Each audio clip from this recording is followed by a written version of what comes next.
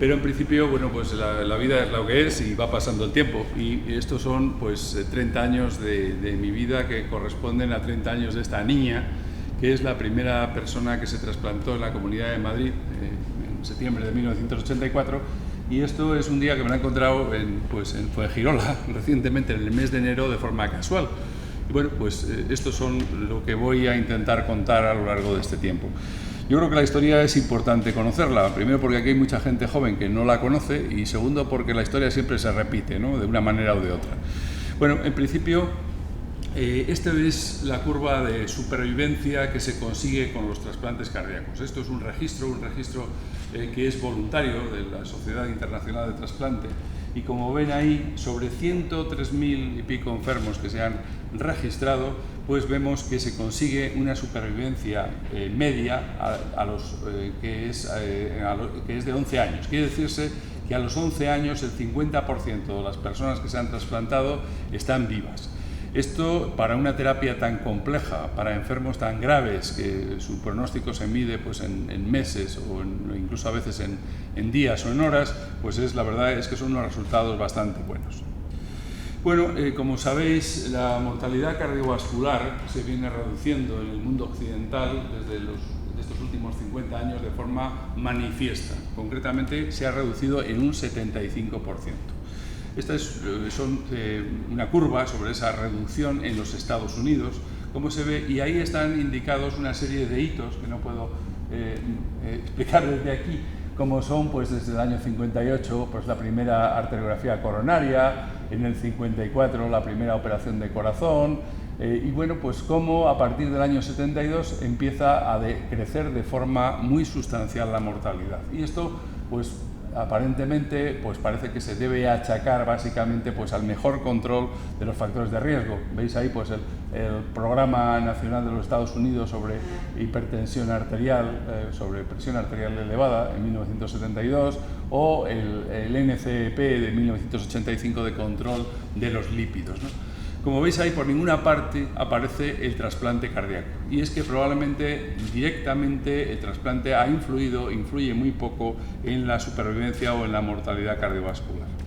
Pero esto, bueno, pues siempre que se hace una clase magistral hay que meter una diapositiva de batallas y los mayores las metemos y esta es la batalla de Poitiers. Esto es simplemente para ver que cosas aparentemente pequeñas a lo largo de la historia tienen, sin embargo, mucha trascendencia posterior. Esta es una pequeña batalla pues, de Carlos Martel, los francos, en el sitio de Poitiers en el año 732 después de Cristo, que se dio contra un tal Al-Ghafiqi, que entonces era el califa que gobernaba el Al-Ándalus y que además era un importantísimo estratega. Realmente no fue una batalla en sí, sino que era una batalla más bien de saqueo, pero eliminaron completamente Martel, se cargó al Ghafiqi y además pues minó completamente las bases que tenían en el norte de España, que tenían los árabes en aquel momento. Los historiadores infieren que esta batalla fue crucial para evitar la expansión del Islam hacia el norte. Esto es lo que hace que bueno, pues ahora los alemanes sigan comiendo hamburguesas y no coman pinchitos molunos, por ejemplo. Bueno, pues ¿por qué el trasplante tiene poca influencia? Pues por esto que tiene aquí. En 30 años se han producido unos 103.000 trasplantes. Estos son los registrados, vamos a suponer que hay otros 50.000 más, 150.000 trasplantes. Esto no tiene un impacto directo en supervivencia ni en mortalidad, pero sí tiene, en mi opinión, mucho impacto indirecto. Para empezar, se ha conocido muchísimo sobre fisiología cardíaca, sobre hemodinámica, sobre histología, sobre patología, no decir ya nada sobre inmunología en general, sobre nuevas medicaciones antivirales, etcétera, pero sobre todo, y en mi opinión, ha cambiado de forma muy llamativa y muy sustancial el paradigma del tratamiento de la insuficiencia cardíaca y sobre todo de la actuación en los hospitales. Hoy en día se habla mucho del HeartTeam. El HeartTeam está descubierto desde el año 84 en España, cuando cirujanos, cardiólogos, inmunólogos, patólogos trabajábamos juntos y tomábamos decisiones en este sentido. Bueno, pues los cimientos del trasplante, el primer trasplante cardíaco se produjo, como veremos ahora a continuación, en el 67, pero previamente había habido una serie de señores que habían hecho posible que esto pudiera ser así. Uno de ellos es Alexis Carrel, premio Nobel, que trabajó muchísimo en trasplante experimental y sobre todo en anastomosis vasculares, y por eso fue premiado con el premio Nobel. También Gibbons, que descubrió la máquina extracorpórea, sin la cual sería imposible, por supuesto, hacer. Y como veis ahí ya un tal Sangway y Lowe que trabajaron en trasplante cardíaco experimental. Hago notar también que ya en el año 64 se empezó, el Instituto Americano de la Salud empezó a favorecer los programas de estudio y de investigación en asistencia mecánica circulatoria, mucho antes de que se hiciera el primer trasplante, y finalmente se produjo este en 1967.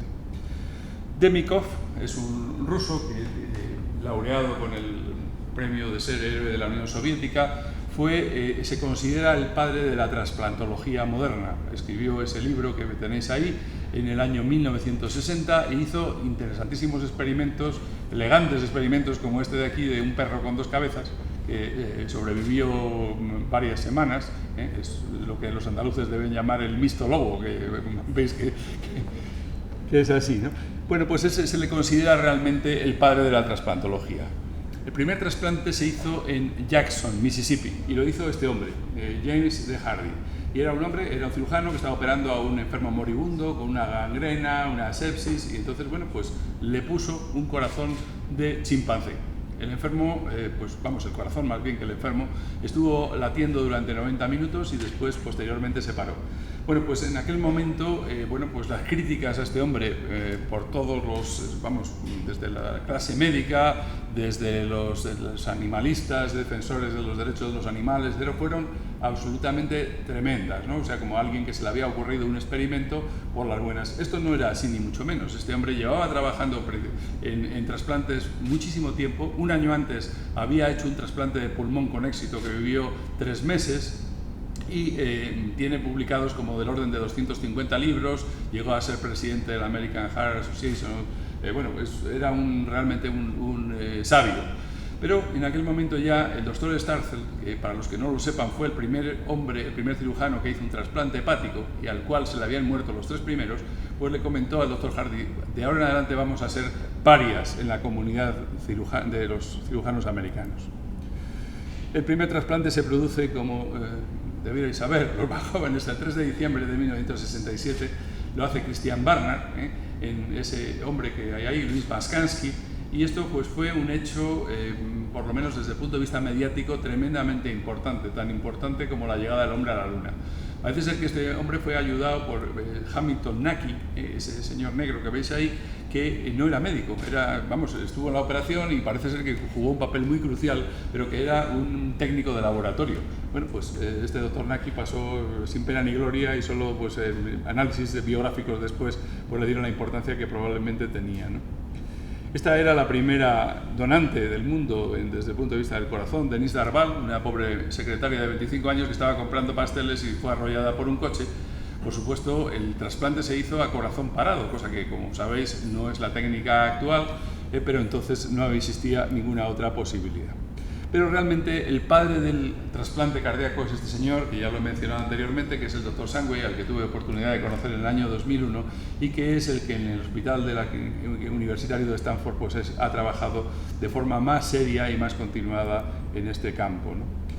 Curioso saber que en el año 68-69 se produjeron 101 trasplantes cardíacos en todo el mundo. Ahí tenéis las figuras de los cirujanos que los hicieron, pero la cosa fue absolutamente un fiasco. Solo que vivieran más de 6 meses, solo hubo 2 pacientes. Entonces, eso llevó a que lo mismo que habían salido en la primera página de Life, en principio como héroes, pues pasaran a ser villanos, el trágico récord de los trasplantes cardíacos, ¿no? De hecho, el doctor Barnard luego llevaba una vida un poco disoluta, realmente, como podéis ver ahí. Incluso se permitió el crear alguna crema antiarrugas, con lo cual el procedimiento se desacreditó un poco, ¿no? ¿Qué pasó en España? Pues en España el primer trasplante lo hizo este señor que tenéis ahí, que es Cristóbal Martínez Bordiú, marqués de Villaverde, en el Hospital de la Paz, y lo hizo a este señor Juan Rodríguez Guille, de 41 años, era un fontanero gallego, y esa Aurelia Isidro era una persona de Parra y fue la primera donante de corazón. El paciente pues realmente se murió, vamos, o eso dicen las crónicas, a las 27 horas aproximadamente, y como veis pues fue ayudado por el hermano del doctor Barnard, que vino profesor a Madrid para ayudar al marqués. Muy curioso este documento de lo que le dijo el doctor Martínez de Bordiú. Claro, esto era una época pues de patriotas y era otra cosa, ¿no?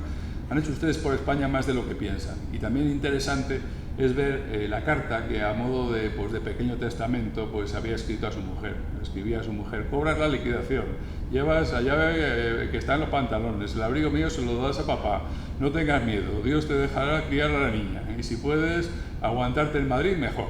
La verdad es que es enternecedor, pero es real.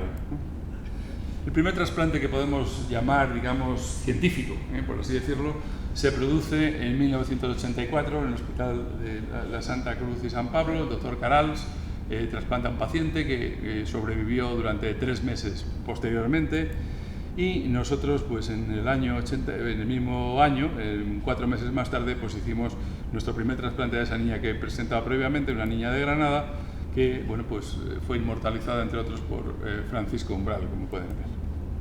Posteriormente pues, bueno, pues, se extendió la técnica a muchos hospitales del país hasta llegar a 17, y bueno, pues aquí tenéis pues, algunos de los auténticos centauros de la cirugía, que yo creo que lo eran, que participaron en esta historia, ¿no?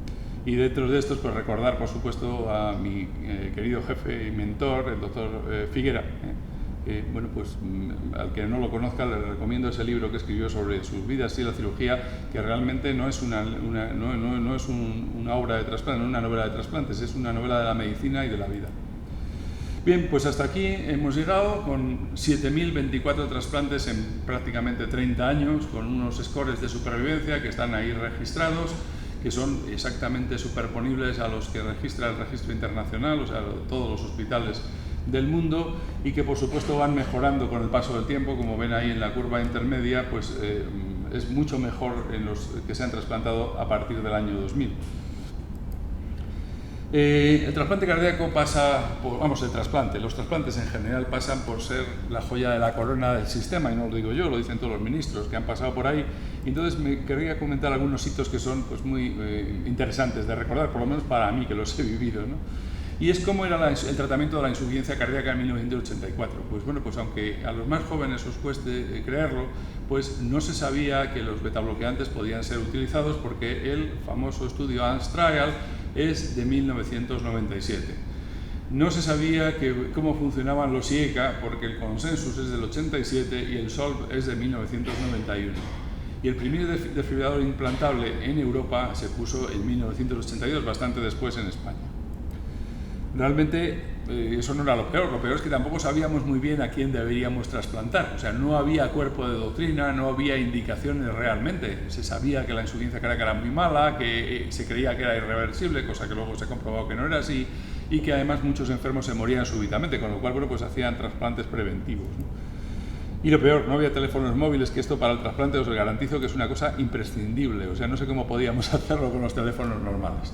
La administración no creía en nosotros, y esto, bueno, pues aquí hay un documento de un periódico de la época donde, bueno, pues prácticamente querían detener al doctor Figuera porque decían que había negociado desde la mesa de quirófano este señor, que era el director de ordenación funcional, Javier Rey del Castillo, que todavía anda por ahí de asesor del ministerio. Pero tampoco los grandes padres de la medicina creían mucho en esto. Tenéis ahí Severo Ochoa, premio Nobel de Medicina. Bueno, pues era muy cauteloso, por decir que no creía realmente en los resultados de los trasplantes de corazón e hígado. Y había debates donde se pensaba que no era ético dedicar fondos a un tratamiento que iba a servir para unas pocas semanas o unos pocos meses. Realmente la gente que nos dedicábamos a eso en aquel momento, pues nos sentíamos un poco como el general Custer, ¿no? Pues rodeados por todas partes e intentando defendernos como podíamos, ¿no? Esto, por ejemplo, eran las instalaciones de nuestro hospital, pionero en trasplantes cardíacos y el que más ha hecho, que bueno, pues ahí estaba nuestra oficina en medio de un pasillo, por ahí salían los cadáveres de la UBI, y esta señora pues estaba en el hospital de día recibiendo pues un tratamiento antirrechazo, como veis ahí con el suero colgado del extintor. Bueno, la administración empieza a reaccionar, empieza a darse cuenta de que eso era positivo, bueno, pues empiezan a autorizar primeros centros de trasplante y finalmente en el año 88 se hace la ley de trasplante, que fue crucial porque hasta entonces no era legal extraer a un enfermo que tenía su corazón latiendo, porque el concepto de muerte cerebral de la Universidad de Harvard es del 68. Y bueno, pues en la primera extracción a distancia, que se produce en 1985, un joyero que habían matado en mi tierra, en Valladolid, y que bueno, pues cirujanos de nuestro hospital fueron en un helicóptero. Al principio eran de las Fuerzas Armadas, aquello era bastante problemático, luego posteriormente ya pasaron a ser compañías privadas, de las cuales bueno, pues tenemos incluso pues realmente protomártires, pues este Daniel y Alejandro, después de una extracción de hígado en Santiago de Compostela, pues estrelló el avión y murieron, y hubo otro también anteriormente que había pasado en Córdoba. También hubo otra batalla con los jueces, porque en principio no impedían extraer órganos de pacientes que habían muerto en accidentes de tráfico. Hubo que hacer pues, algunos acuerdos con los jueces, y finalmente pues, también hubo que este tipo de ambulancia, de UBI móvil, es lo que existía en aquella época. Esto era el traslado de los pacientes, era muy difícil que un donante consiguiera llegar al hospital con el corazón latiendo. Entonces, bueno, pues afortunadamente se crea en 1997 el 112 y, bueno, pues empieza a funcionar las cosas, ¿no? Esto era la coordinación. La coordinación es fundamental, o sea, de cómo pues, se conseguía que equipos fueran a un sitio, a otro, sacaran los órganos, aceptar a la familia, bueno, pues todo esto, ¿no? Y esto era como se hacía, pues a base de teléfono, de muchas horas, ven ahí pues objetos arqueológicos como las diapositivas o como el cenicero lleno de colillas o tal, que probablemente son desconocidas para muchos de vosotros, ¿no? Estos fueron los primeros coordinadores que hubo antes del doctor Matesan, pues, porque probablemente mucha gente piensa que no hay un antes ni un después del doctor Matesan, pues sí lo hubo, y a partir de entonces la Organización Nacional de Trasplantes es probablemente una de las mejores organizaciones, no solo sanitarias, sino de todas las instituciones del país, la única probablemente vertebrada, la única que ha hecho posible pues, este milagro de que seamos el primer país en utilización de donantes y de trasplantes, ¿no? Se hicieron trasplantes cardiopulmonares, como veis, que esto es la madre de todos los trasplantes, o sea, extirpar el bloque, sobre todo pues, utilizándolo en cardiopatías congénitas, en hipertensiones pulmonares. Eso es una operación que todavía hoy en día se considera casi experimental por sus malos resultados, como veis ahí la curva de supervivencia. Y bueno, pues se han hecho un total de 77 trasplantes. El primero fue en la Clínica de Navarra y actualmente los únicos 2 centros que están autorizados para ello somos nosotros y la FE de Valencia, ¿no? También hicimos trasplantes cardiopáticos, un niño que tenía una hipercolesterolemia familiar homocigota con 1200 de colesterol y una arteriosclerosis tremenda. Este es el segundo caso en el mundo y que ha vivido durante 30 y tantos años. O los trasplantes infantiles, de los cuales el primero pues, fue el nuestro con una niña de 11 años, pero realmente de trasplantes de bebés pues, fueron en La Paz, el doctor Cobo, como veis ahí en la diapositiva. Y esto es algo de lo que nos sentimos los trasplantólogos españoles muy orgullosos, que es el registro internacional, el registro nacional. Todos nuestros trasplantes están registrados. Es un registro que es obligatorio, nos lo hemos hecho obligatorio para nosotros, y que hoy en día que ya hay más registros de más cosas, pues no parece tan importante, pero es que, como veis ahí, lo llevamos funcionando desde 1990. España pues ha hecho, como veis, unos 7.200 trasplantes, y ahí pues se ve la curva de cómo en un momento determinado hemos llegado casi a 350 y ahora pues se ha reducido de forma muy notable en base pues a los problemas de disponibilidad de donantes, ¿no? Muy brevemente, ¿qué es el trasplante? Pues no lo voy a contar, por supuesto, pero como sabéis, lo más importante no es solo el conseguir los donantes, no es solo la cirugía, sino es el conseguir que los enfermos vivan a largo plazo, evitando que hagan rechazos y evitando la toxicidad de las drogas inmunosupresoras. Realmente es una ecuación todavía no resuelta entre cantidad de inmunosupresión y toxicidad y rechazo, ¿no? Ha mejorado bastante la medicación, se han desarrollado muchos medicamentos que no voy a entrar en ellos a explicarlos, pero vamos, evidentemente cada vez la medicación es más específica, quizá menos tóxica, un poquito menos tóxica, pero sobre todo mucho más específica. Hemos controlado hasta ahora, hasta hace poco tiempo, el rechazo a base de biopsias endomiocárdicas programadas, llegábamos a hacer hasta 32 biopsias a un paciente. Esto, en principio, ahora se ha reducido muchísimo. Normalmente un enfermo no lleva más de 6 o 8 biopsias. Utilizamos otros digamos, marcadores de rechazo, sobre todo pues, de Doppler tisular, etcétera. Pero esto nos ha hecho aprender muchísimo sobre la patología inflamatoria del corazón. ¿De qué se nos mueren los pacientes? Bueno, pues básicamente se mueren de esto, de algo que llamamos fallo del injerto, y sobre todo fallo del injerto en los primeros días tras el trasplante. Esto es una cosa no resuelta todavía que bueno, pues podría llevarme toda la tarde o toda la noche, mejor dicho ya, pues el discutir cuáles son las causas, pero es la causa más importante. Otras causas pues son las infecciones, la segunda, pero ya acercándose mucho al desarrollo de neoplasias. El desarrollo de neoplasias favorecido por la medicación es aproximadamente 100 veces lo que le pasa a un paciente no inmunodeprimido. Sin embargo, en la muerte por rechazo agudo prácticamente es despreciable en cuanto a su incidencia y sobre todo permanece estable. Esto es uno de nuestros caballos de batalla, que es la enfermedad vascular del injerto, que es un problema inmunomodulado, inmunomediado, y que consiste en una proliferación intimal de las arterias que van ocluyéndose con patrones muy variados y que producen la pérdida del injerto. Las infecciones, pues hemos progresado mucho. Antes teníamos muchísimas mediastinitis. Esta es una diapositiva que pongo siempre porque tiene mucho éxito, de un paciente con una cremallera que puso mi amigo, el doctor Pradas. Le abríamos 3 veces al día para limpiar el mediastino. El enfermo sobrevivió al final y se le quitó la cremallera. Pero, bueno, pues la verdad es que esto ya no se produce. Reducimos mucho la inmunosupresión, tenemos muchos mecanismos de prevención y ya, afortunadamente, este tipo de situaciones no pasan. Sí pasa, sin embargo, la aparición de cánceres. Hay algunos cánceres específicamente determinados por la inmunosupresión, como son la enfermedad linfoproliferativa, los linfomas, enfermedad de Kaposi, de los cuales fuimos nosotros los primeros que describimos la relación con el herpes virus 8 en el trasplante de corazón, pero también otros, por ejemplo, el trasplante de pulmón, el cáncer de pulmón es francamente frecuente en estos pacientes. Y otras cosas que en principio se entienden como menores, que es problemas de toxicidad de las drogas inmunosupresoras. Por ejemplo, hipertensión, que tiene el 100% de los pacientes a los 5 años, o anormalidades de la función renal que llevan incluso pues, a estar en diálisis a un 6% de los pacientes pasados 10 años, ¿no? Hiperlipidemia es menos problema, la diabetes también de nuevo cuño es también importante. Pero, bueno, a pesar de todos los pesares, pues España, como veis, con 34,8 donantes por millón de población, está a la cabeza del mundo, 19 en Europa, 26 en los Estados Unidos, 7,5 en Sudamérica, ¿no? Esto, curiosamente, el primero que decidió que nosotros éramos, o que determinó, o que hizo público que nosotros éramos los que más donantes teníamos del mundo, fue la revista Interview.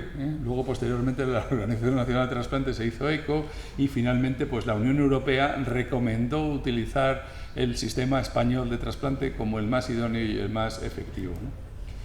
Pero el paso del tiempo ha hecho una cosa, que es lo que nos ha hecho civilizados. Nos ha hecho civilizados y ha hecho que los accidentes de tráfico se han reducido de forma notabilísima, como se ve aquí. De 3.500 muertes anuales, pues hemos pasado a prácticamente 90, me parece que pone ahí. Esto es muy bueno para la población, es muy bueno para la sociedad, pero sin embargo esto limita muchísimo la disponibilidad de donantes, porque como sabéis, bueno, pues estos son donantes, generalmente eran donantes más jóvenes y sin comorbilidades que eran muy idóneos para el trasplante cardíaco. A pesar de que efectivamente somos los máximos productores de donantes en España, pues vemos que solo por debajo de 55 años, que son los donantes que normalmente nosotros utilizamos, solo hay un 32%, y esto pues nos hace pensar en esta posibilidad. ¿Quiere usted que le pongamos un órgano de segunda? Bueno, esto ha producido una prolongación de los tiempos de espera para trasplante, aunque no demasiado, o sea, para lo que podría ser, pero aquí lo tenéis, las medianas de espera, que son aproximadamente de 100 días en este momento. Pero es verdad que nos hemos autorregulado los equipos trasplantadores. Metemos en lista de espera a los enfermos que pensamos que tienen posibilidades de trasplantarse y por tanto hemos equilibrado un poco la balanza. pero sin embargo los enfermos llegan peor, llegan mucho más malos y hay que trasplantarlos con carácter de urgencia. Esto sabemos que produce resultados mucho peores, pero sin embargo, claro, son los enfermos que más ventaja relativa tienen, porque su pronóstico realmente se mide en horas, ¿eh? Como veis, pues casi ya empieza a haber hasta casi un 20%, 25% de enfermos que tienen que ir con algún sistema de asistencia circulatoria. Esta es la evolución de las urgencias en España. Prácticamente el 50% ya casi de los enfermos se trasplantan con criterios de urgencia. Y ahora veréis cuáles son los criterios de urgencia, porque son realmente complejos. O sea, tienen que tener sistemas de asistencia circulatoria importantes. Lo mismo pasa en todo el mundo, donde un 28% de los enfermos que llegan al trasplante vienen con corazones artificiales, LVAD, Ventricular Assistance Device, ¿eh? Y nosotros empezamos a trabajar en esto pues hace ya tiempo. Veis aquí una diapositiva que me gusta poner porque fue el primer corazón artificial total que se puso en España, el segundo, el primero en Madrid, un Jarvis 7, y aquí pues hay pues eminencias de la cardiología, como el doctor Rodríguez, que podéis ver aquí, el doctor Figuera, y el doctor Tellez, bueno, hay muchísima gente. La historia de la asistencia circulatoria es muy larga, como decía, es anterior incluso al propio trasplante, ¿no?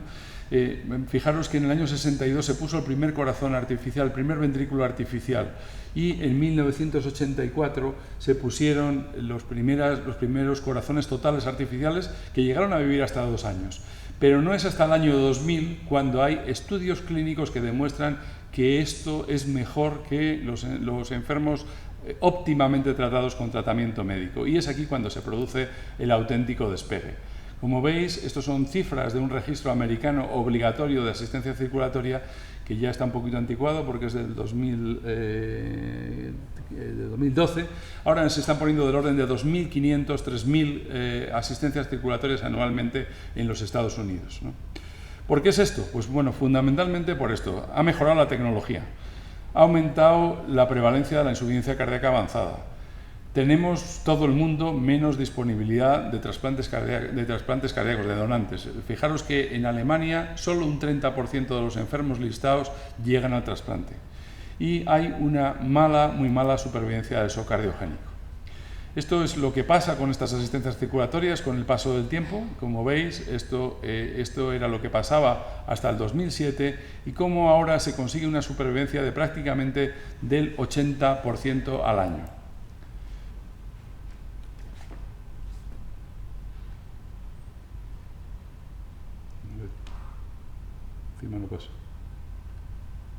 Bien, esto ha sido recogido ya en guías, ¿eh? Bueno, ponemos esta misma, que ha sido recogido en las guías europeas y efectivamente ya hay una modalidad que es la asistencia como puente al trasplante cardíaco, que esto ya tiene una indicación, como veis ahí, de grado 1. Sin embargo, la indicación como asistencia definitiva o llamada también a destino, pues todavía es una indicación 2A. Bueno, hay muchas maneras de escribir y hay muchísimas bombas, no os preocupéis que no voy a contarlas, pero vamos, básicamente se dividen en las que tienen flujo pulsátil, es decir, un sistema valvulado que impulsa la sangre, y las que tienen un flujo continuo, que tienen un tornillo sin fin, como veis aquí, e impulsa la sangre sin bamboleo, con flujo continuo como su mismo nombre indica, ¿no? Ay, Dios santo. Bueno, la indicación de puente al trasplante es muy común. Veis ahí, esto es una foto tomada en nuestro servicio ya con 4 señores con sus asistencias circulatorias viviendo en su casa en un día de consulta de por las mañanas, ¿no? Pero bueno, pues estas son las que normalmente utilizamos, que no voy a explicarlas. Hay varios modelos, pero vamos, estas son las más habituales. Y aquí veis un enfermo con un tipo de estas asistencias, con una asistencia izquierda y una asistencia derecha. Por supuesto, esto es una asistencia biventricular, podemos ponerla, y es más frecuente que lo pongamos, los resultados son mejores en un único lado, en el lado izquierdo del corazón, ¿no? Esto ya se ha cansado de pasar, lo cual no me extraña. Muy importante, parece que es bastante fácil, o sea, la sangre se extrae desde la punta del corazón, como veis aquí, y se inyecta en la aorta. Pero de cómo esté colocada la cánula va a depender fundamentalmente el funcionamiento de la bomba. Veis, esta es correctamente colocada, esta sin embargo está apuntando frente a la pared lateral, con lo cual, bueno, pues se producen problemas de succión que hacen que sea mucho menos eficaz. HeartMate, que es uno de los sistemas, es el más utilizado en los Estados Unidos, como veis, permite mantener pacientes hasta 7 años. Esto, bueno, pues es un avance importantísimo. Los enfermos hacen una vida razonablemente normal con bastante autonomía. Pero, sin embargo, como pasa en tantas cosas, esto no es así de fácil ni así de bonito. Hay problemas hemorrágicos, hay problemas trombóticos. Los enfermos normalmente están anticoagulados con dicumarínicos y antiagregantes plaquetarios, pero a pesar de esto, hay problemas no resueltos, tanto de sangrado como de trombosis, ¿no? De hecho, por ejemplo, pongo este estudio, que es un estudio muy reciente, que compara dos tipos de bomba. Esta que es hardware, que es una que está muy de moda, que ahora pues sale en todos los periódicos nacionales de que se ha puesto en Salamanca, en Santiago, en no sé dónde, frente a esta otra que es HeartMate, ¿no?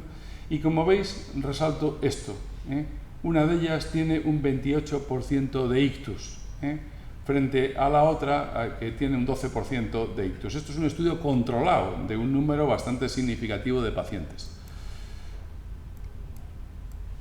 Esta, sin embargo, es un estudio de la vida real que compara enfermos sin asistencia frente a enfermos con asistencia, y también, aunque ahí lo dividen en stroke y isquémicos, pero bueno, también es un 15% de accidentes trombóticos, a pesar de una correcta anticoagulación, esto hay que decirlo.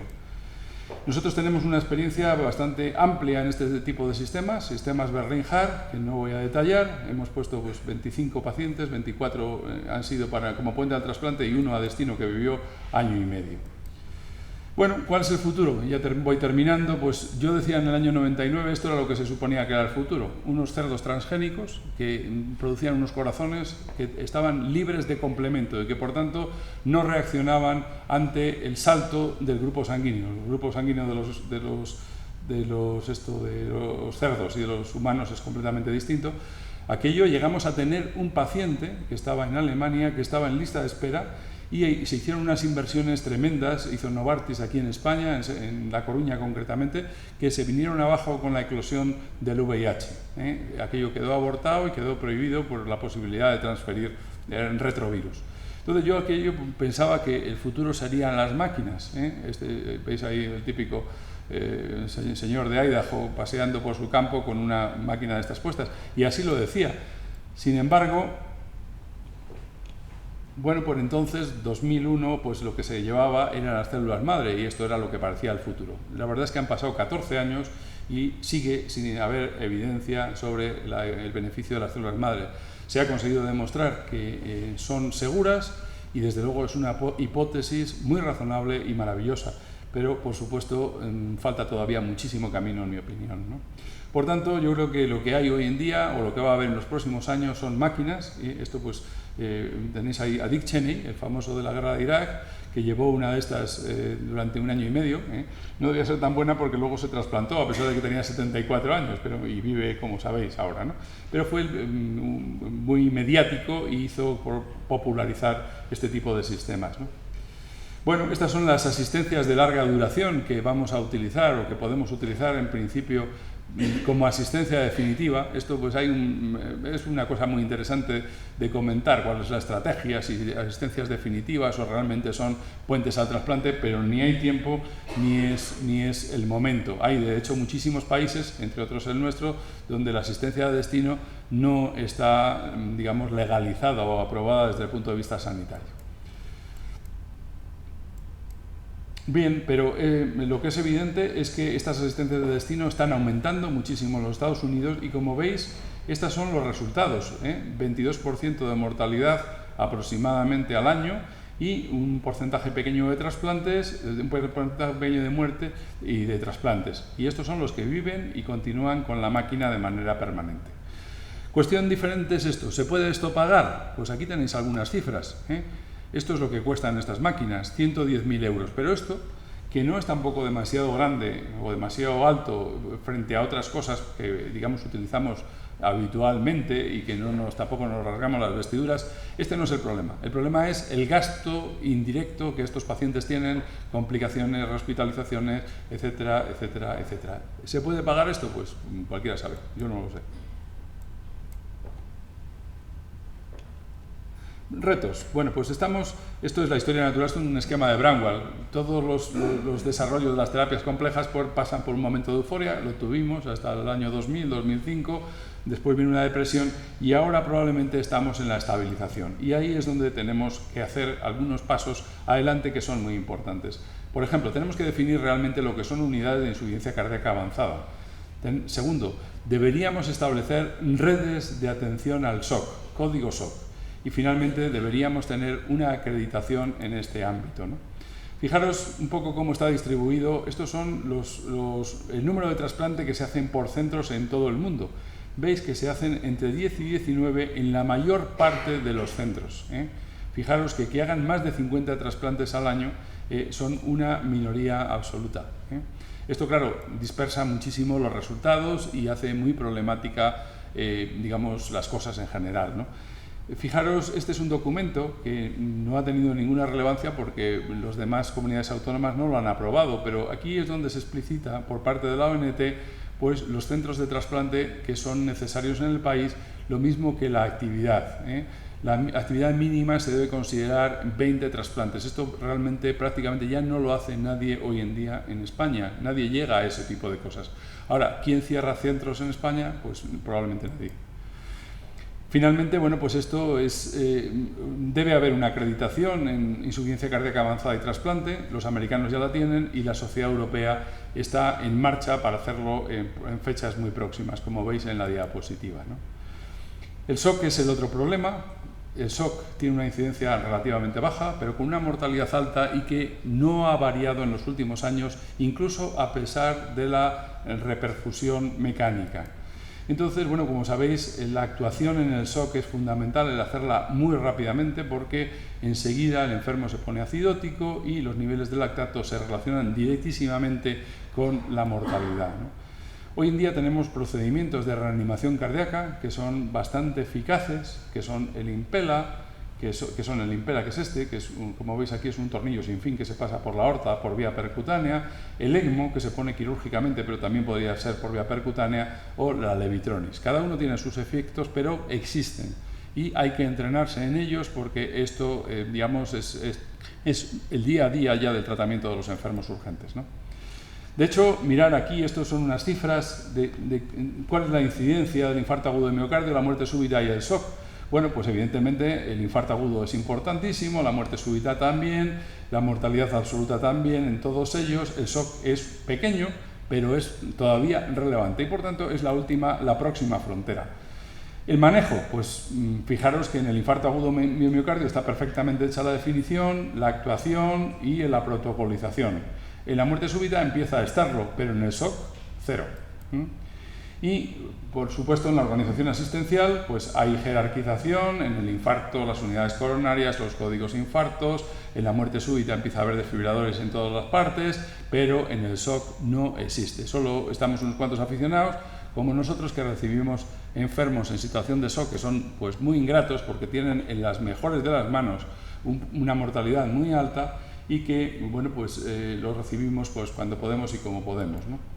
Pero esto evidentemente se puede llegar a organizar, igual que se ha hecho con el código infarto, ¿no? Y bueno, pues para eso pues podemos utilizar la red de centros de trasplante de insuficiencia cardíaca avanzada. Habría unos niveles de referencia, habría unos hospitales que podrían tener cirugía cardíaca y que podrían poner sistemas de asistencia de corta duración, y habría enfermos con UCI que detectarían a los enfermos, los tratarían y los mantendrían mientras se decide qué se hace con ellos. Y por supuesto con una interrelación entre todos los niveles. Esto ya pasa en París, en la Pitié-Salpêtrière ya tienen este sistema establecido con ECMO y se desplazan equipos volantes que van a los hospitales de la región centro de París. Tenemos que aprovechar mejor los donantes y ya os juro que finalmente termino. Y bueno, pues esto es lo que hay. Hay unos sistemas ahora de transporte que en vez de traer el corazón metido a refrigerar en una bolsa, pues lo que se hace es que se mete en un sistema de perfusión. Esto, aparte de alargar los tiempos de isquemia, pues lo que permite es mejorar el rendimiento de esos corazones que muchas veces están en situación precaria. Mejorar el equilibrio hidroelectrolítico, los iones y con eco se va tratando hasta que se pueden implantar. Sistema costoso, muy caro, pero que en principio ya está empezando a funcionar. La segunda cosa es esta. Esto es, en rojito tenéis la actividad de trasplante cardíaco en relación con todos los demás trasplantes, riñón e hígado. Y aquí abajo vemos las franjas de edad, y por comunidades autónomas. Y estos, que son un 40%, representan los enfermos de mediana edad, por decirlo de forma piadosa, que normalmente no utilizamos o utilizamos muy poco. Concretamente, pues bueno, entre 55 y 65 años hay unos 320 donantes en el año 2008, lo mismo en el 2009. Hoy, que hay posibilidad de hacer coronariografía en casi todos los hospitales que tienen código de infarto, y de hecho se hace, deberíamos aprovechar mucho mejor estos corazones practicando a los donantes coronariografías como ya venimos haciendo. Y finalmente termino con este albaceteño de Pro, que fue un caso muy complejo, que se consiguió, ya está trasplantado y de alta en su casa, pero que en esta fotografía le pongo pues con un sistema de estos Berlin Heart. Y nada, muchas gracias y perdonad por la lata.